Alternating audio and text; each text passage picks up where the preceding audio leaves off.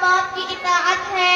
نہ کرو ان کو تم کبھی نہ خوش، کہ نہ کرو ان کو تم کبھی نہ خوش، ان کے قدموں کے نیچے جنت ہے۔ اور ہم نے انسان کو اپنے والدین کے ساتھ بھلائی کا حکم کیا، اس کے معنی زمانہ عمل میں تکلیف و مشقت سے حمل کا بوجھ اٹھایا اور ولادت کے وقت میں جا کے نیک تکلیف کے ساتھ جنا ہے۔ محترم سامعین، میرے دینی بھائیوں اور دوستوں، قرآن مقدس میں اللہ رب العزت نے کئی جگہ اپنے عبادت اپنے حق کے ساتھ والدین کا قابل ذکر فرمایا، اور جہاں مالی ارضوں سے مخالی کائنات نے اپنے عبادت کی تاکید فرمائی ہے،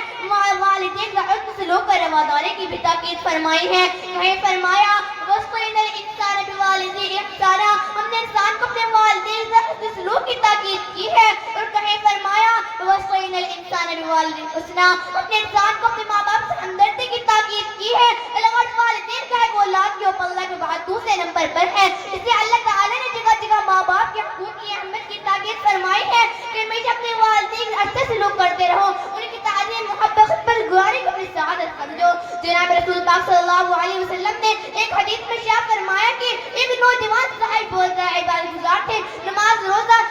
صدقہ خیر اور بھلائی کے کاموں میں سب سے آگے رکھتے تھے، لیکن گھر میں ان کی بیوی اور ماں کی درمیان اختلاف آمدہ رہتی تھی۔ وہ بیوی کی بات میں آ کر ماں کے اوپر بیوی کی بات کو ترجیح دیتے تھے، اس کے نتیجے میں وہ ہم سے بہت خفا رہتی تھی۔ اتفاق سے اس نوجوان کی موت کا وقت آیا، اسے کلمہ نہیں پڑھا جاتا تھا، تو ان کی بیوی نے حضور صلی اللہ علیہ وسلم کے پاس ایک کیلا بھیجا کہ میرے شوہر نیزے کی حالت میں ہے، چاہتی ہوں کہ آپ کو بتلا دوں۔ تو حضور صلی اللہ علیہ وسلم بے نفس نفیس تشریف لائے اور حضور صلی اللہ علیہ وسلم نے فرمایا کہ کلمہ پڑھو، انہوں نے کہا کہ اوپر اس کی طاقت ہی کلمہ پڑھو۔ تو حضور صلی اللہ علیہ وسلم نے معلوم کیا کہ ان کی والدہ زندہ ہے، لوگوں نے کہا جی ہاں۔ تو حضور صلی اللہ علیہ وسلم نے والدہ کو بلوایا، ان سے کہا کہ اپنے بیٹے کو معاف کر دو۔ تو والدہ نے جواباً کہا کہ انہوں نے بہت ہی دل دکھایا ہے، انہیں معاف نہیں کروں گی۔ تو حضور صلی اللہ علیہ وسلم نے لکڑیں جمع کرنے کا حکم دیا، اس میں آگ لگا دی گئی، پھر ماں سے پوچھا کہ کہے اگر تمہارے بیٹے کو آگ میں ڈال دے تو اپنے بیٹے کو بچانے کی سفارش کرو گی؟ ماں نے کہا ہاں یا رسول آپ کو حضور صلی اللہ علیہ وسلم نے معلوم کیا کہ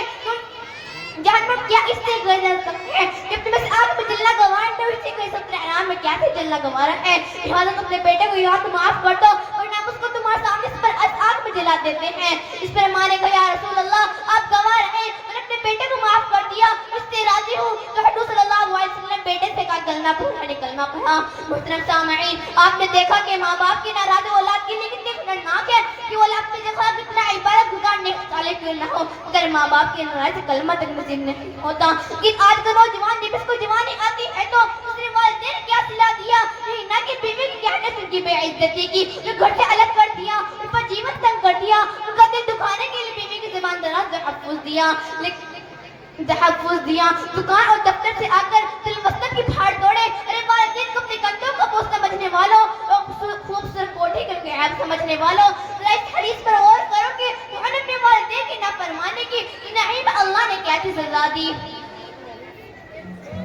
میں اپنی تقریر اختتامی شعر سے کرتی ہوں، چلتی پھرتی ہوئی آنکھوں سے آزاد دیکھی ہے، کہ چلتی پھرتی ہوئی آنکھوں سے آزاد دیکھی ہے، میں نے جنت تو نہیں دیکھی پر ماں دیکھی ہے، وما علینا الا البلاغ۔